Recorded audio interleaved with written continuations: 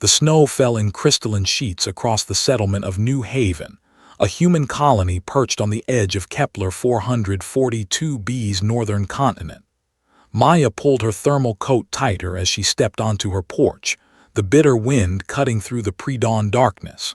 She was about to head back inside when she heard it, a sound so faint it might have been the wind, but something in its rhythm spoke of desperation. At her doorstep lay a creature unlike anything in the colony's databases. It resembled a cat, but where Earth felines had fur, this being possessed scales that shimmered between silver and deep purple. Its body was no larger than a house cat, but its eyes, 3 of them, arranged in a triangle on its face, glowed with an intelligence that made Maya's breath catch. One of its 6 legs was twisted at an unnatural angle, and frost clung to its scales like a death shroud.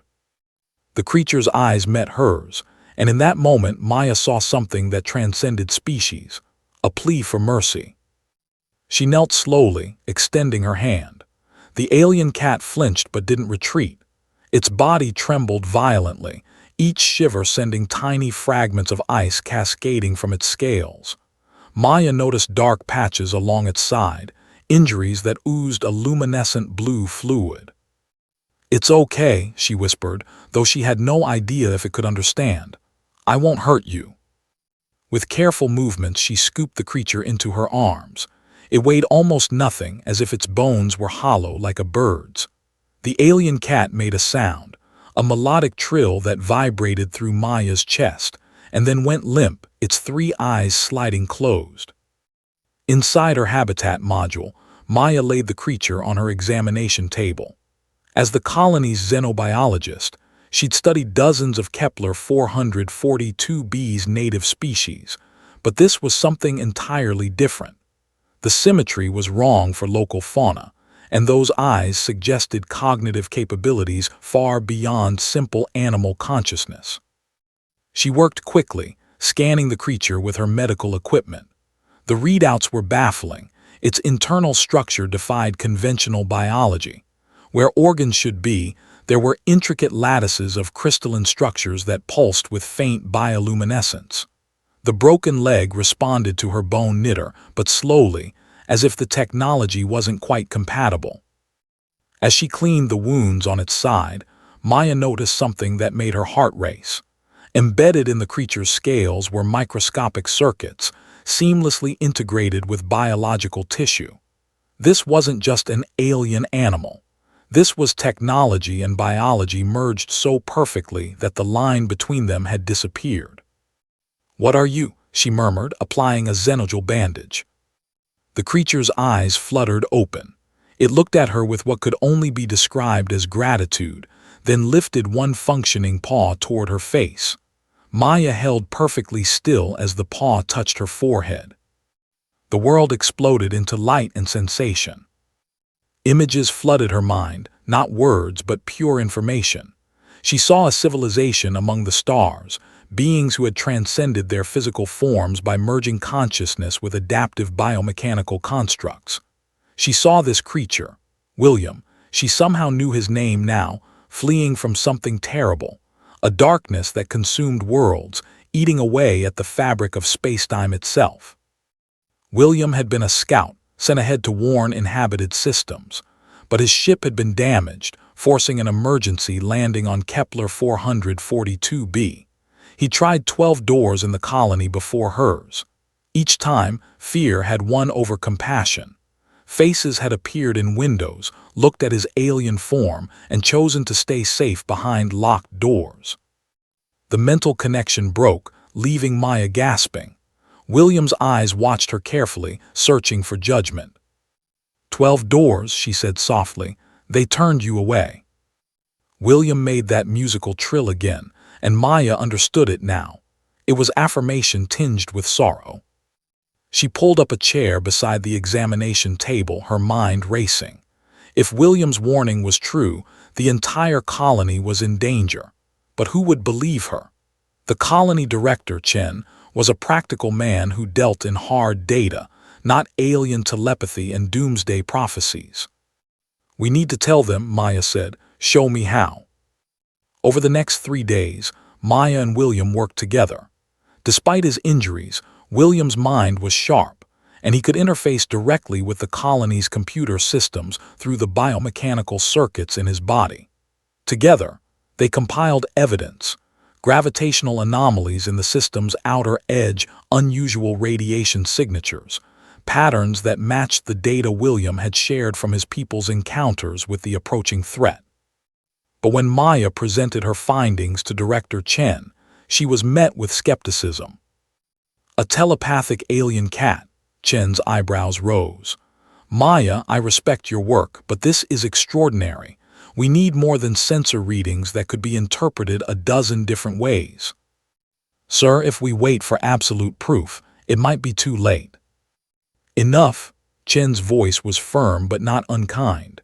"I'll have the survey team do a sweep of the outer system, but I'm not evacuating 5,000 colonists based on this."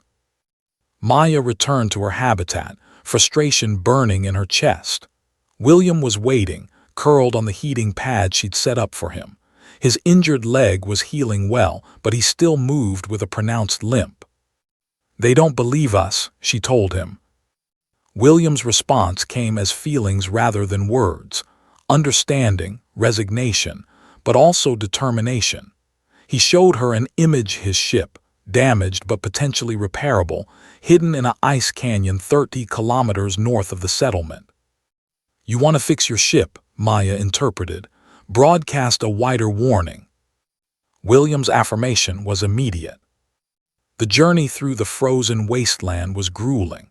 Maya drove the colony's terrain vehicle while William navigated from the passenger seat, his paws occasionally touching the control panel to adjust their course. When they finally reached the canyon, Maya could only stare in wonder.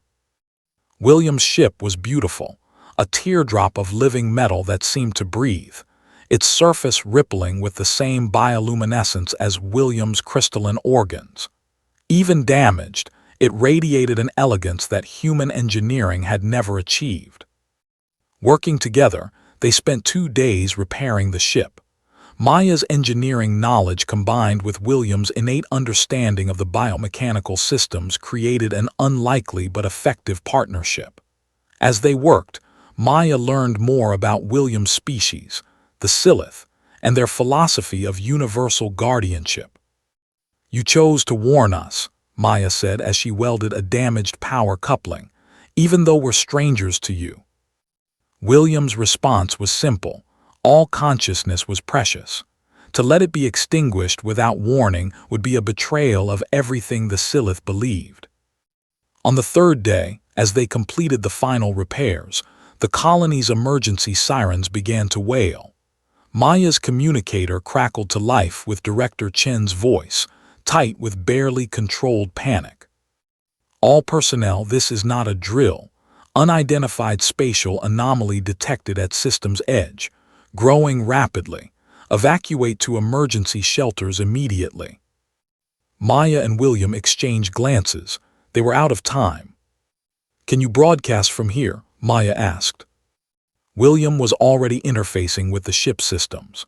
The vessel hummed to life, and through their mental connection, Maya felt the ship's communication array activating. William was sending out a distress call on frequencies that human technology could detect, along with detailed instructions for configuring the colony's defensive shields to a frequency that might deflect the approaching threat. Back at the colony, Maya watched as Director Chen's team implemented William's instructions. The shields flickered, changed color, and stabilized into a shimmering dome of energy, unlike anything in standard colony defense protocols. The anomaly arrived 6 hours later, a tear in space itself, darkness given form. It reached toward New Haven with tendrils of unlight, seeking to consume. But the modified shields held. William's knowledge, combined with human engineering, created a barrier the entity couldn't cross.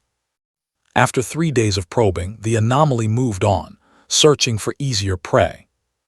In the aftermath, Director Chen stood in Maya's laboratory looking at William with new respect. "I apologize," he said simply, "to both of you." William's response was gracious. a musical trill that needed no translation.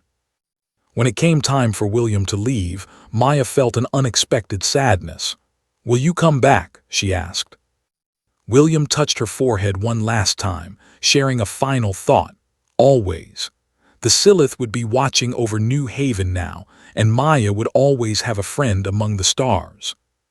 As William's ship lifted off, disappearing into Kepler 442b's pink-tinged sky, Maya thought about those 12 closed doors. Fear was easy. It was the default response to the unknown. But sometimes, just sometimes, the 13th door opened, and when it did, everything changed.